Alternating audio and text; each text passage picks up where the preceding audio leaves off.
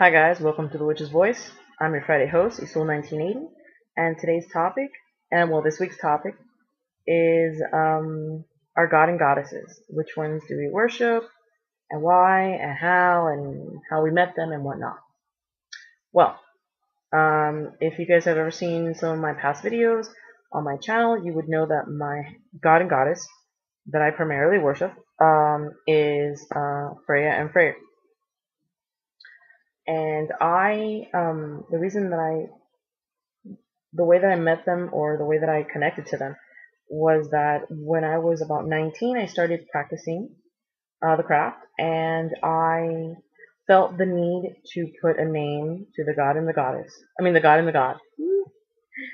Um, and I searched and I looked online for just about anything.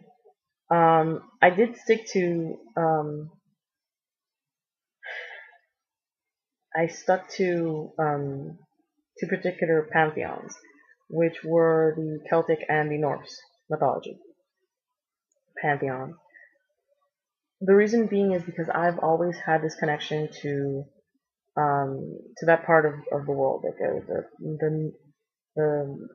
Scotland, Ireland, any like Scandinavian and whatnot. I've always had this strange and unusual sort of. I guess you could almost feel like if I've been there before, even though I live in South Florida and I come from a Latin background. Or Hispanic background, however you want to, however you want to cut it. Um, so yeah, I've always had the connection. So that's why I stuck to that particular two types of pantheons. And yeah, at first it took me forever because it's you can't push it. I realized that I couldn't push it. A friend of mine was like telling me like, Marie, maybe you gotta relax. Just take time. It'll come to you. It'll just happen. Uh, and yeah, to some degree it did. I wasn't even looking. I wasn't searching. I just kept on seeing. I kept on seeing like feathers everywhere. And if you know anything about Freya, she wears a feather cloak of I believe eagle. No, not eagle. Falcon feathers. And I kept on seeing feathers, so I was like, oh, maybe there's something there. And I looked up through the pantheons that I knew that I was only gonna pick from because there were the ones that I wanted the most and the ones that I felt the connection for. And I looked it up and I found her that way. Um, and no, and ever since then, she's been with me through thick and thin, through my divorce, through everything. I talked to her about everything. Um, I don't need it, like, I don't need, it's gotten to the point that I don't need to do a ceremony. I don't need to light a candle or anything. I just basically just speak to her. I just sit there and I just speak to her. And I have that really strong bond with her.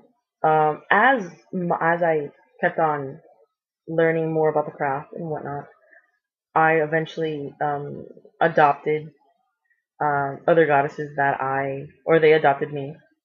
Let me rephrase that. That I ended up liking a lot, and um, that I became devotees to. But Freya has always been the main one that I've had so far. I love her dearly, so I don't think it's gonna change anytime soon. And when it comes to my god, um, I know it sounds kind of ridiculous that that I pick her twin brother or that he picks me is more like it. Because well, the thing is that when it came to the god, I really didn't. I hadn't really had like that much thought into the whole entire process. When it came to the goddess, I was like intense. For the god, I wasn't. I was very like mellow about it. It was very much like, well, whatever. Whoever comes to me, comes to me. And um, so what I ended up doing was that I started reading all of the mythology. I just started reading mythology to learn more about Freya. I started reading different mythologies with her in it and whatnot. And at one point, I got to the point that I started reading about her brother, her twin brother, Freyr. And I read the story about how he gave his primary weapon, mind you, you have to understand the Norse are warrioristic. So for them, their weapon, their main weapon is like an extension of their soul, an extension of who they are. Hence why, Thor's hammer is so powerful. It has that connection to him. Well, Freyr's was a sword of fire. And he fell in love with his giantess. And if you know anything about Norse mythology, the giants and the Norse gods are not exactly friendly with each other. They are actually very unfriendly. Um, so the thing that happens is that he ends up falling in love with the giantess, goes to her father and says, I love her, I want to be with her, what do I need to do for you? And he goes, well, you can give me your sword. And he loved her so much, so intensely, that he gave up the one thing that he had, like the one major thing that he had as a as a defense for his own life. And in the end, it ends up basically being his downfall by giving away the weapon.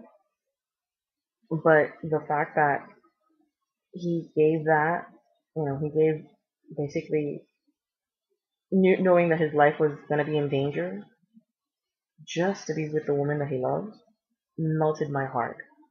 Completely and utterly just melted my heart.